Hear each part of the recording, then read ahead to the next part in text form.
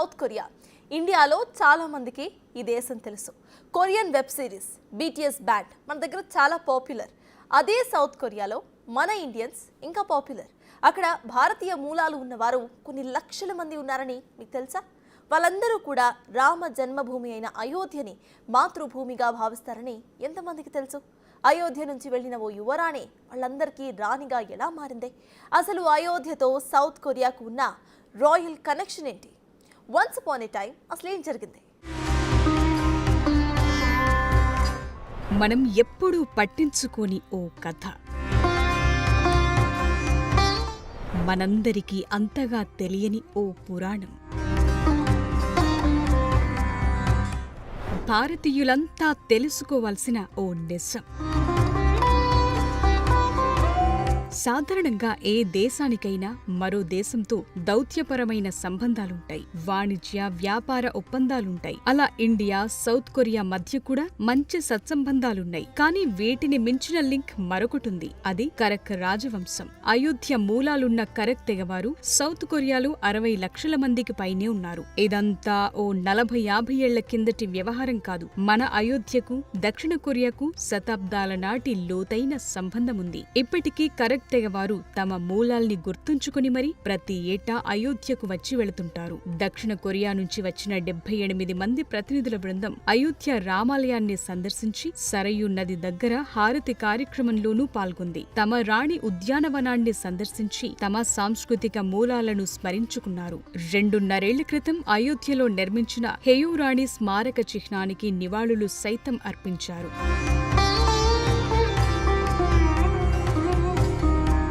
ఈ కరక్ తెగవారికి మన అయోధ్య ఎంతో ప్రత్యేకమైంది. దీన్ని వారు తమ అమ్మమ్మగారిల్లులా భావిస్తారు. అందుకోసమే క్వీన్ హియో మెమోరియల్ పార్క్ ని ప్రతి ఏటా సందర్శిస్తారు. 2000 చదరపు మీటర్ల విస్తీర్ణంలో విస్తరించి ఉన్న ఈ పార్కులో ధ్యాన మందిరం, రాజు రాణికి అంకితం చేసిన మంటపాలు, ఫౌంటైన్లు, మార్గాలు, చిత్రాలు ఉన్నాయి. ఈ మంటపాలు టైల్డ్ వాలు పైకప్పుతో కొరియన్ డిజైన్ లో నిర్మించారు. ప్రతి ఏటా ఈ స్మారక చిహ్నం దగ్గర నివాళులర్పించేందుకు అయోధ్యకి వస్తుంటారు. పురాతన కొరియన్ చరిత్ర గ్రంథమైన సంగుక్ యూసా ప్రకారం రాణి హియోహాంగ్ ని గిమే హియో కుటుంబాలు తల్లిగా భావిస్తాయి. ఆమె క్రీస్తు శకం 48లో అయుత నుంచి కొరియా వచ్చిందని పురాణాలు చెప్తున్నాయి.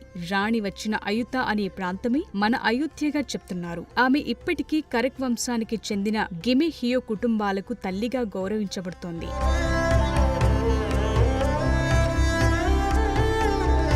భారత్తో సౌత్ కొరియాకున్న సత్సంబంధాలకు గొప్ప ప్రాముఖ్యత కలిగిన అంశంగా అయోధ్య కనిపిస్తోంది.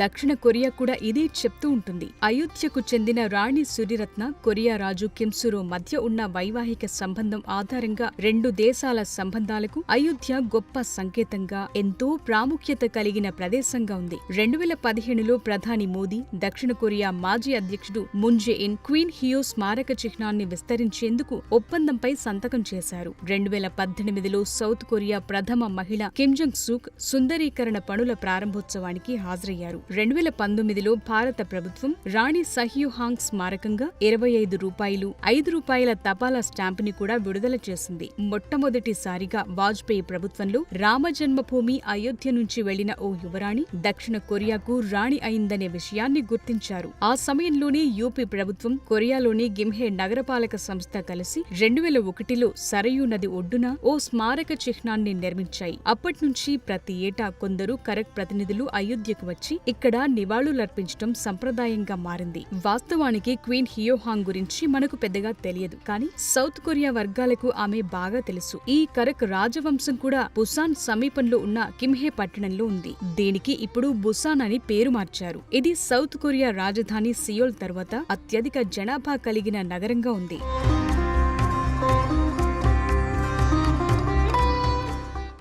క్వీన్ హియోహాంగ్ అయోధ్య నుంచి కొరియా ఎలా వెళ్లారు? సముద్రం దాటి వెళ్లి మరీ అక్కడి రాజుని అసలు ఎందుకు పెళ్లి చేసుకోవాల్సి వచ్చింది? రాణి హియో అసలు పేరేంటి? 1000 ఏళ్ల క్రితం అసలేం జరిగింది? చరిత్ర చెబుతుందేంటి? 2000 సంవత్సరాల క్రితం 4500 కిలోమీటర్ల దూరం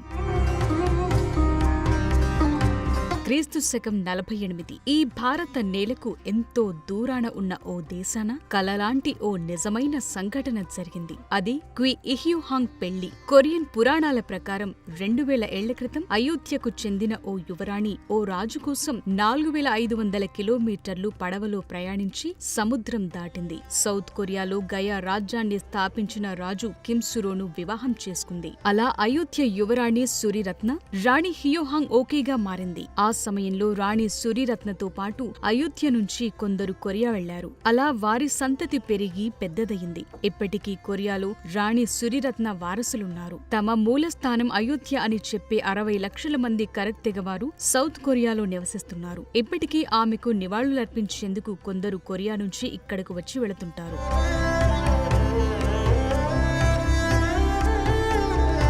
రాణి సురిరత్నకు సంబంధించి మరో కథ కూడా ప్రచారంలో ఉంది. కొన్ని చైనీస్ భాషా గ్రంథాల ప్రకారం అప్పటి అయోధ్య రాజుకు ఓ కల వచ్చిందట. అందులో దేవుడు తన 16 ఏళ్ల కుమార్తెను దక్షిణ కొరియాకు పంపి రాజు కిమ్ సురోను వివాహం చేసుకోవాలని ఆదేశించాడని చెప్తుంటారు. సౌత్ కొరియాలోని ప్రసిద్ధ కథలు, చారిత్రక కథల ప్రకారం రాణి సురిరత్న కిమ్ సురోని వివాహం చేసుకున్న తరువాత కరక్ రాజవంశం ఎంతో అభివృద్ధి చెందింది. వారికి 10 మంది సంతానం. వాళ్ళిద్దరూ 150 ఏళ్లకు పైగా జీవించారని నమ్ముతారు. క్వీన్ హియోహాంగ్ మూల కథని పౌరాణికంగా భావిస్తారు. కొరియాలో సంప్రదాయకంగా పిల్లలు తమ తండ్రి ఇంటి పేరును తీసుకుంటారు. పురాణం ప్రకారం కింగ్ సురో తన 2 కుమారులు రాణి హియో పేరును తీసుకునేందుకు అనుమతించారు. అది ఇప్పటికీ వాడుకలో ఉంది. చరిత్ర చెప్తున్న దాని ప్రకారం కింగ్ సురో, క్వీన్ హియో వారసులు 60 లక్షల మందికి పైగా ఉన్నారు. ఇది సౌత్ కొరియా జనాభాలో దాదాపు 10%.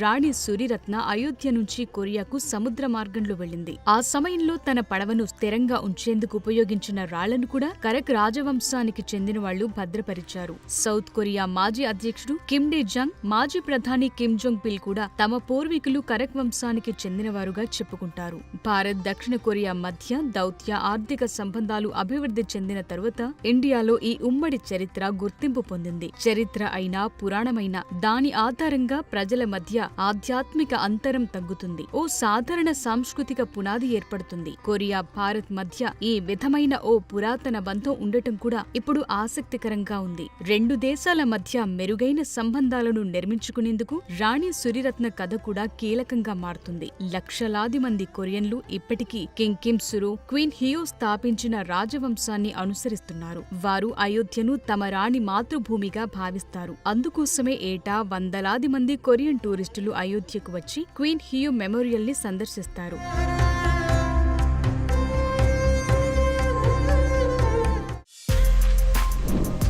For more videos like this, subscribe Big TV channel.